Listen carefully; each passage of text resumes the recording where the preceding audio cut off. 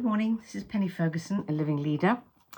And I kept thinking, what can I share with you today? And I couldn't come up with anything terribly inspirational. So what I decided to do was actually read you a story. And it's from one of my favourite books, Chicken Soup for the Soul. So I'm going to read you a story. And then it's up to you to see what you can think about this. I was in New York the other day and rode with a friend in a taxi.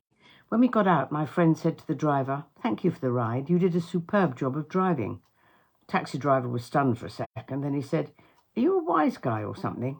"No, my dear man, and I'm not putting you on. I admire the way you keep cool in heavy traffic." "Yeah," said the driver and drove off. "What was that all about?" I asked. "I'm trying to bring love back to New York," he said. "I believe it's the only thing that can save the city." "How can one man save New York?"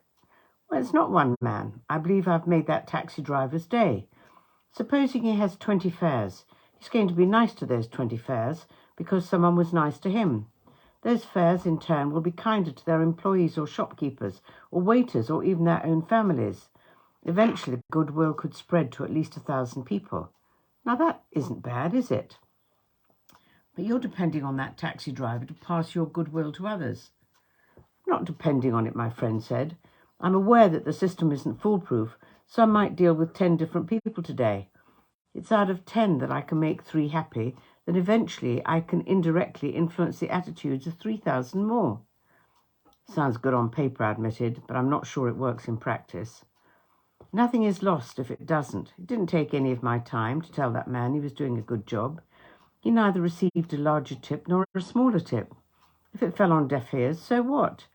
Tomorrow there will be another taxi driver I can try to make happy." "You're some kind of a nut," I said. "That shows how cynical you've become. I've made a study of this.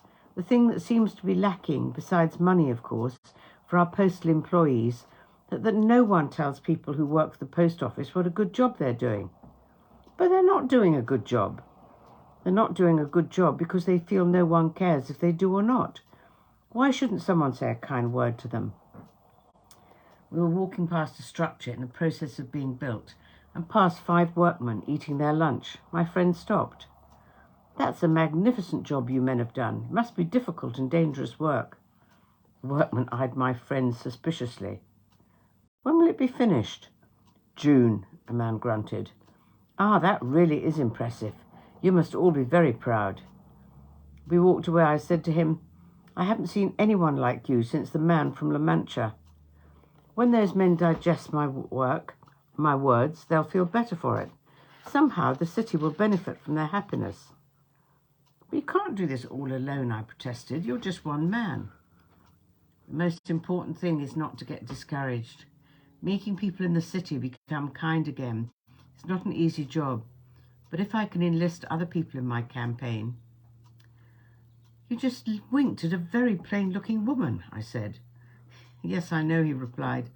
"And if she's a school teacher, her class will be in for a fantastic day."